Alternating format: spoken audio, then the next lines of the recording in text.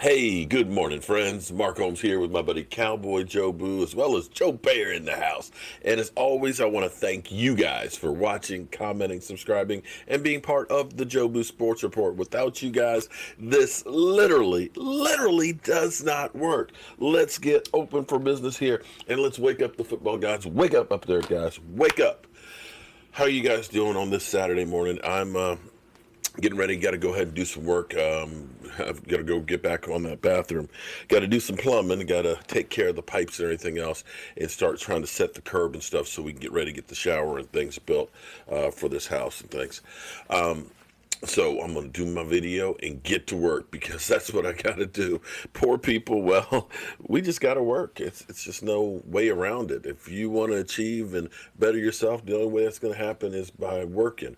And I'm thankful that during this crazy time, did I turn it? Okay, for a second, it didn't look like the football guys were awake. During this crazy time that I'm blessed that I've got things that I've got to do. So we are 64 days 10 hours and 13 minutes away from kickoff, hopefully, of the 2020 Dallas Cowboys season. Man,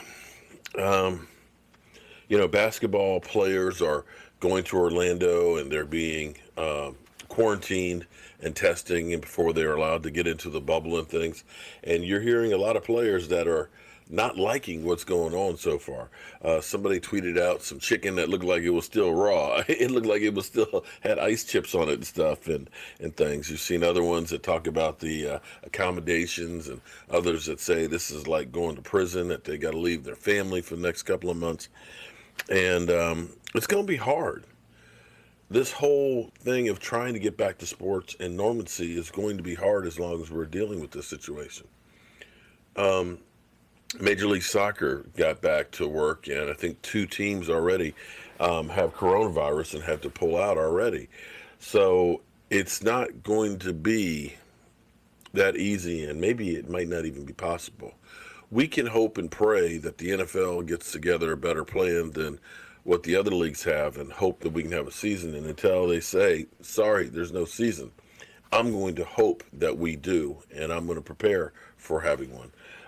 Teams are beginning to set the parameters for practices as far as the fan involvement. This just isn't the year that we're going to be able to be involved the way we used to. I think Jacksonville has said that they're looking at 25% capacity at the stadiums. I've heard some rumors that tailgating won't be allowed, and so on. So this will be totally different than anything we've had before. I'm okay, as long as we can at least have some games and we can have games that are safe for the players as well as the players, the people that players come in contact with. So in the meantime, let's get on to business here. You noticed the last few days we've been talking about NFL executives and their rankings of players and stuff. And this is actually something that we need to take into consideration here because Zeke Elliott got bent out of shape because one NFL executive said, Zeke is like the 11th best runner in the NFL. I'm not going to put Zeke out that far. I'm not going to say Zeke is the best runner in the NFL. Currently, right now, I'm not going to say that Zeke Elliott hasn't had some bumps and bruises and has slowed down some because that's the natural progression of things. And when you look at running backs in general, after the fourth year, they tend to start tailing off a bit.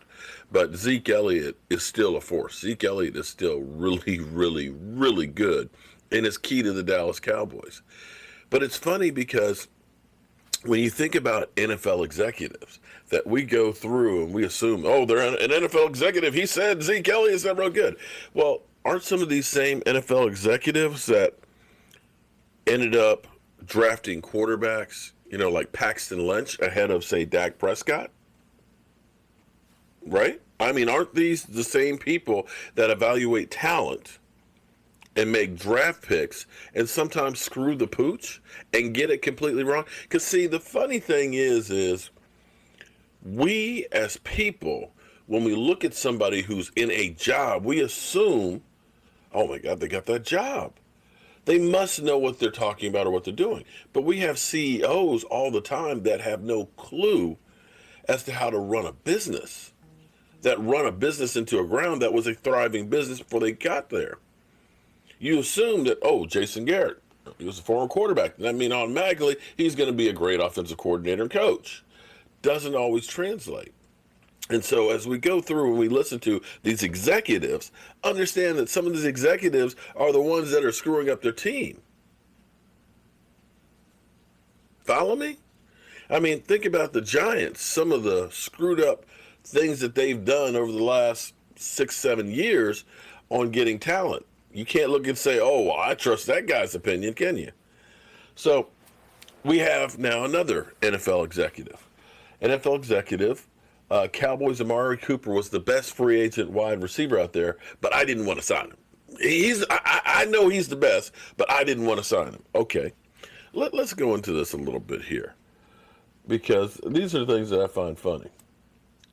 So, at least one NFL front office person believes there's a hole in Dallas Cowboys wide receiver Amari Cooper's game that needs to improve in order for him to reach the next level. Now, here's the key to me. I'm just asking this. If you believe that he has the tools to make it to the next level, aren't you thinking that you're the people that would be able to take him to that next level? If you know what it is that will take him to it, it's not like you're saying he can't make it to that next level. You're basically saying there's something that's holding him from that.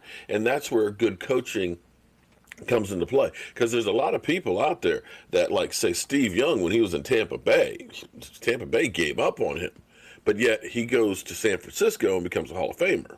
Just saying.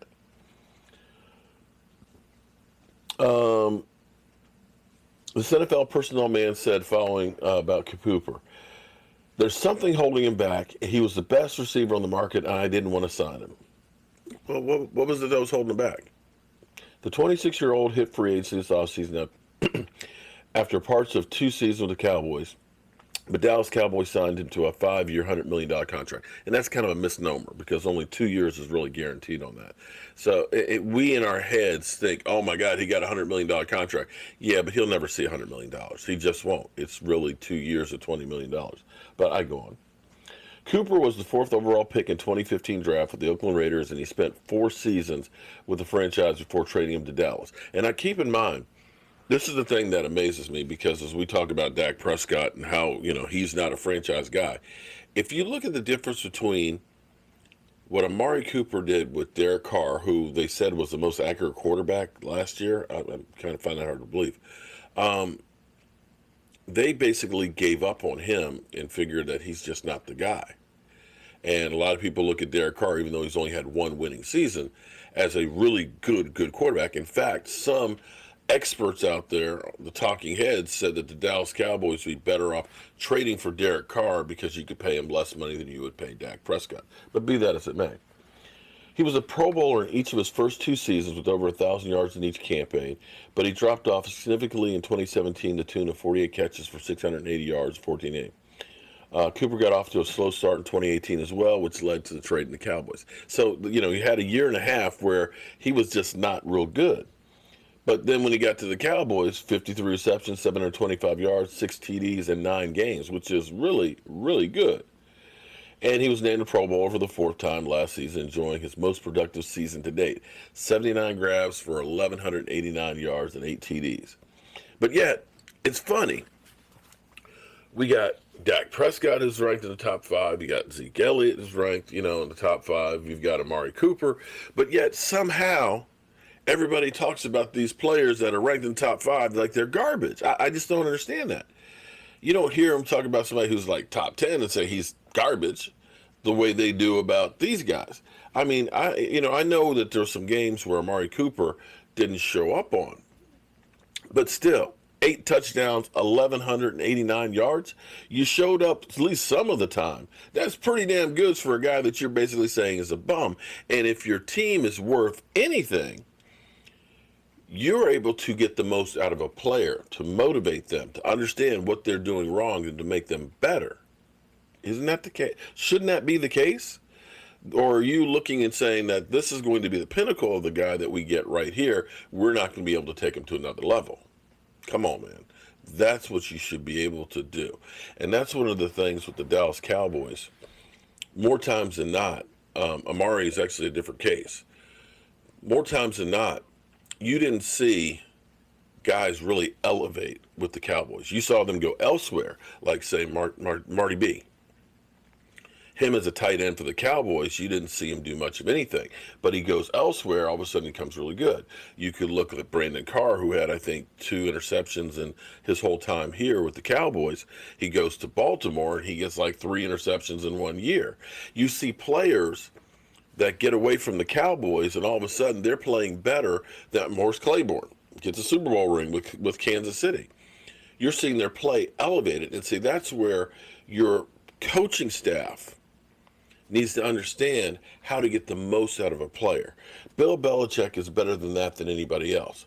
He may have a system and everything else that he wants to get players to fit, but sometimes you come across a guy who's got a special talent that doesn't fit your system. And you figure out, I can use this to give me an advantage on a couple of plays here and there, to give me a different look. But unfortunately, too many times with the Dallas Cowboys was, as Jason Garrett would always say, the way we do things around here. And it wasn't very yielding to change unless we don't do in-game analysis. So with Mike McCarthy, the key thing that I heard from him was, we're not looking to fit the players to the system as much as the system to the players. And that, my friends, is the difference of being a great coach versus being just an average one. You can look throughout the history of football, and be it Tom Landry, who was a very straight up, exactly this is the way it's drawn up. But once he got Tony Dorsett, who would bend the ball back to a different hole, he'd be, Tony, what? That's not the hole. The hole's right here. Why are you going over here? He's like, yeah, the hole is supposed to be there, but I saw daylight over here, and I know I could bend it back and get there. He was able to adapt to his running style and incorporate it.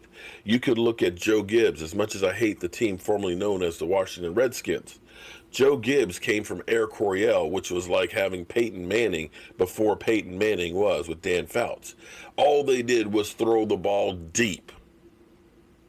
He gets to the Washington Redskins. He tries to do this in the first 5 games. He's got nothing but losses. He scraps all this and realizes, I've got a big offensive line. I got a bruising running back in John Riggins, and I need to fit what I do with what they have. And he comes up with a 1-back offense and gets 3 Super Bowls with it. So that's where Mike McCarthy has now more weapons than he's ever had. Dak Prescott is really good, but he's different than, say, Aaron Rodgers. He's got different skill sets and different things that Mike McCarthy can exploit. And it's one of the things that we really and truly did not use to the potential, for example, is play action. The Cowboys had the perfect scenario because Zeke Elliott is a dominant running back that teams are worried about stacking the box. And instead of using the play action, which is kind of trickery because you're making them think you're running the ball, we would just run the ball and say, we're just going to man up and just bludgeon them to death. And this, I hope, is the change that we have as far as our team goes. Getting the most out of the players that we have and using the skill sets that they have to our advantage. All right, I hope you guys have a great Saturday. Please, please, please, please be safe out there. The coronavirus is growing like crazy right now. I know a lot of people have been talking about it's a hoax, it's a fake, it's just a cold. Well, we're at the point in Houston where they're telling EMS, don't bring any more people to the hospital. We're at the point in Arizona where they're getting refrigerated trucks because the morgues are beginning to be overfilled. It's time, if you haven't already, to take this all seriously. I'm Mark Holmes, and I appreciate you guys being here. I'll see you soon.